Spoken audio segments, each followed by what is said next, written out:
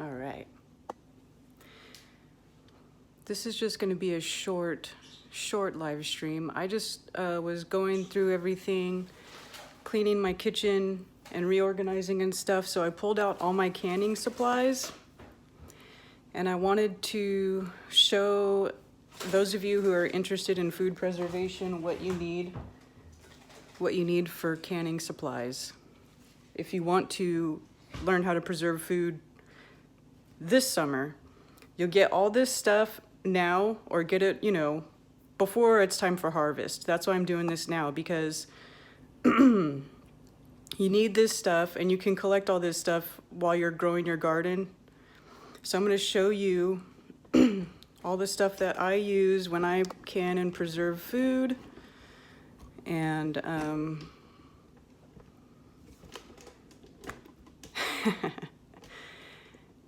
okay, so here's the stuff you need to preserve food, all right?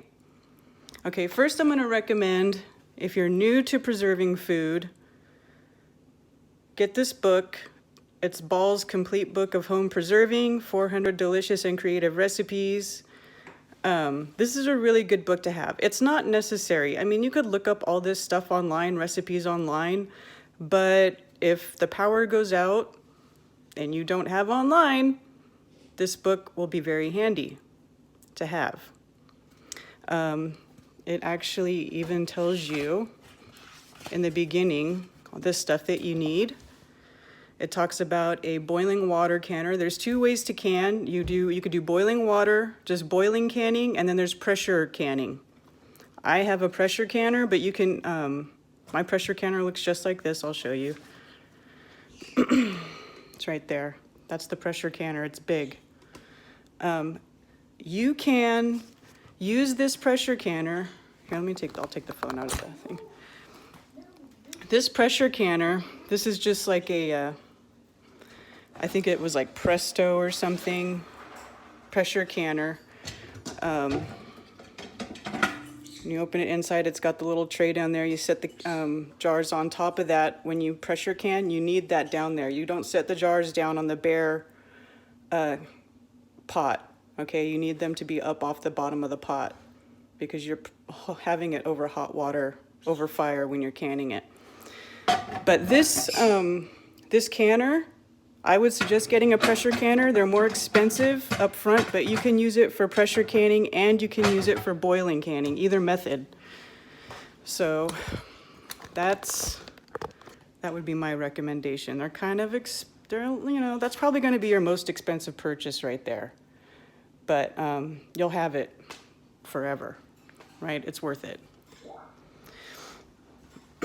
Okay, now, next thing you'll need, of course, is your jars, your canning jars. These come in all different shapes and sizes, and they have measurements in them. I don't know if you can see that, but they have measurements in cups, and this is milliliters, okay? They have regular mouth, which is this size, which also fits these little jars, which are for jellies and stuff. I'll show you, I've made some jellies. This is some pepper jelly. I grew some jalapeno peppers. I made pepper jelly, put them in these little jelly jars. You can give them away, they're great. To make jelly, you'll need liquid pectin. That's what makes it jelly. Also, you have wide mouth jars. Hey, Carla. This is, these wide mouth jars are also good for like larger jars of jams and jelly. Also, measurements on the side there for you, makes it really easy. This is the wide mouth size, excuse me. So you can see the two differences there. These two fit just about any ball jar. That's it, that's all you'll need. Those two sizes come in little boxes that look like this. Say regular mouth and wide mouth there on the side. This is a really handy tool to have for when you're sterilizing stuff. You know, sometimes when you're canning stuff, you have to prepare these lids in boiling water. You warm them up first before you put them on the jar. So you need this magnet tool. It's really cheap. This will get the stuff out of the boiling water for you without, you know, burning your fingers off and all that good stuff. So this is really handy to have. You're also gonna need, obviously, a ladle for putting your prepared stuff into your jars. Also, honey, I'm in the middle of something. This bird is going crazy. We'll go put him in his cage.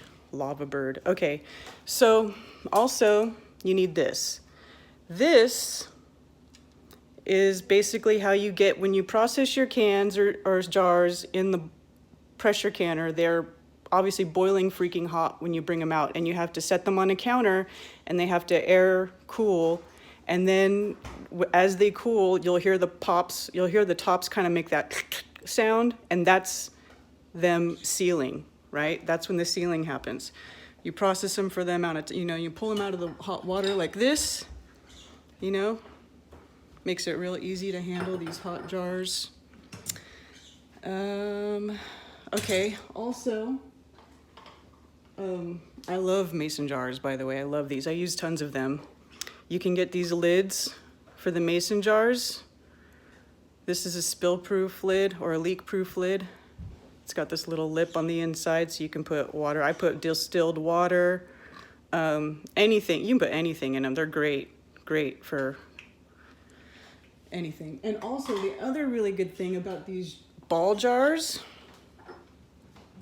these ones here with the regular mouth, if you buy stuff like coconut oil or things that have these types of lids, these lids right here, they have this seal on the inside. These fit perfectly on the jars, and they're reusable. You can create a hot seal and preserve stuff in these jars with these reusable lids. You know, use them until they get, you know, yucky inside. Once you get yucky inside and this starts to come off on the inside, well then that's gonna not be a good lid to preserve with anymore, obviously, but you can use that.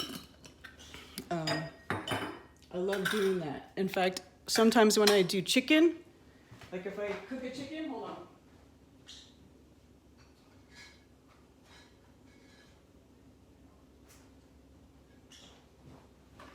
If I get like an organic chicken and I process it and I want to make homemade chicken stock or bone broth, see, I put that inside of a mason jar and then I put this top on it, and this has sealed. You hot pack it. And so this has some broth too that I've pressure canned. So you can make your own broths and stocks.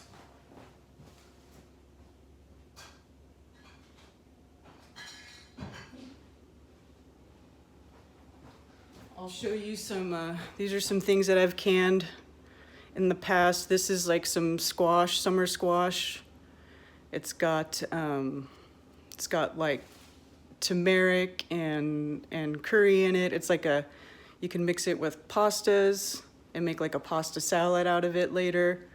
But all the stuff that you grow, you know, you can preserve it in all these different ways, and you can get, you know, use all different recipes. I can tomatoes. Tomatoes are great.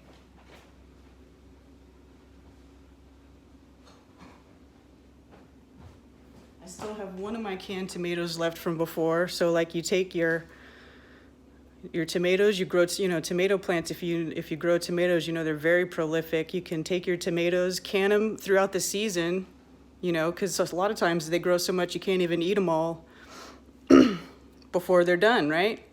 So you can can tomatoes in smaller batches as you go. And there you go. So these are like whole Roma tomatoes I canned a while back. I didn't label it. It doesn't matter though, you're canning. If you pressure can stuff the right way, this stuff will last years. Years. These are green beans that were canned in 12.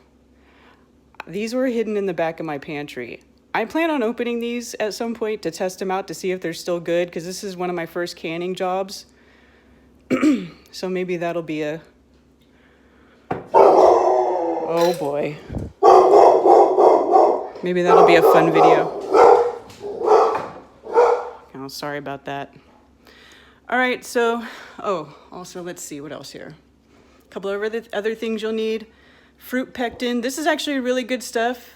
This keeps your guacamoles. Shut up, Remy. Oh my God, you guys, I'm sorry. Shut up, you idiot. This stuff keeps your guacamoles from turning turning brown. It keeps your fruit fresh. You mix it with, when you're canning fruit, like I can peaches and stuff, I'll go down to the local peach orchard down here and get a peck of peaches and can some peaches and use this stuff. It's really great. And the only ingredient is like vitamin C. So it's good for you. It's okay to use it. Also, if you grow cucumbers, you can get pickling spices. You also need salt, canning salt. I don't have a box of canning salt here, but if you go to the store, you'll see salt. It says canning salt. But you need that if you're going to be preserving things like vegetables, green beans, and stuff like that. You add a teaspoon of canning salt to the jar before you close it up and pressure can it. This, you need a little, I don't know if I talked about that, but you need that because when you take your stuff out and spoon it into the jar, it gets very messy. So you need this to help you put your food in your jar. Just makes it nicer, easier. I guess that's it. That's the basics. Just think about what you're growing in your garden and what type of stuff you can make with whatever it is you're growing in your garden, and then you can decide what sizes of jars, what types of jars you want to get, what spices, what, that sort of thing. But I would say, take your time getting this stuff together while your growing season is going, if you want to start doing this, and then I'll show you, I'll do a day where I do some actual canning, some food preservation, and maybe we can experiment and open up the green beans from 2012. The mystery green beans. I wonder if they're still good. Okay, I don't know. All right, that's it. I didn't want to make this too long. Does anybody have any questions before I end the stream?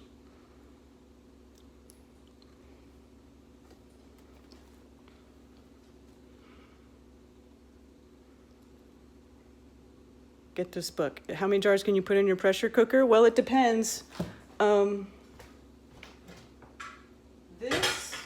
This one, let's see. This is like one of the biggest ones you can get. And they sit in here like this. Put the jars in there. If you use these big jars, I think you can fit 5 of them at a time. And if you do shorter jars, like these, you can actually double stack them. Well, maybe nope, that's not gonna work. Some of them, if your jars are short enough, you can double stack them. Just as long, what happens though, they just have to get covered with water. I think this is the fill line. I'm not looking, they get covered in water. Sorry, I'm not even looking at the camera. But anyways, yeah, it fits quite a bit. The smaller you're gonna fit more. It is kind of a slow process as you're doing it. Like if you grow a lot of food and you have a lot to preserve, canning food is gonna take you like a few days. It's something you're gonna do much more than once. If you're trying to preserve food, like to sustain your family, it will keep you busy. But if you mix it with different things, dry goods and stuff, beans, rice, blah, blah, blah, it will actually last you a long time. Sauerkraut, that's fermenting. Fermentation is different. I haven't really got into fermenting it, but I plan on it. I do have these things. These are like little fermentation bubblers. They kind of let the air come out without, you know, of the glass. Like if you put everything like yeast and everything, if you want to make mead or something and you want to ferment it in a jar, these things will let it, you know, naturally burp gas out. I don't know. I haven't got into fermenting too much, but you should be able to do that like just on your countertop. You just shred cabbage and you add salt and whatever spices you want. It's basically like a German version of kimchi. Yeah, fermentation is good too. I'm gonna get into that too. Fermenting is really good for you, but this is just about food canning, like stuff out of your garden for food preservation. Yes, I do love you. I want you guys to know how to preserve your own food. It's a good skill to have. I started doing this years ago, and I'm so glad I did. All right. Anything else? Did I miss any questions? Let me scroll back in chat.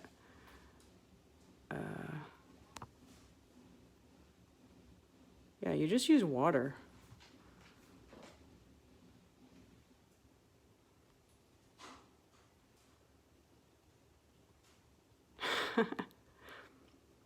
Sourdough starter. Oh, yum.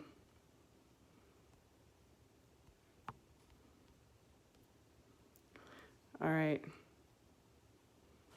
Anything else? Okay, I'm gonna end it. Very simple, very easy. If you have any questions, you can put them in the comments. And I might see y'all later. All right, you guys. Awesome. Have a great day.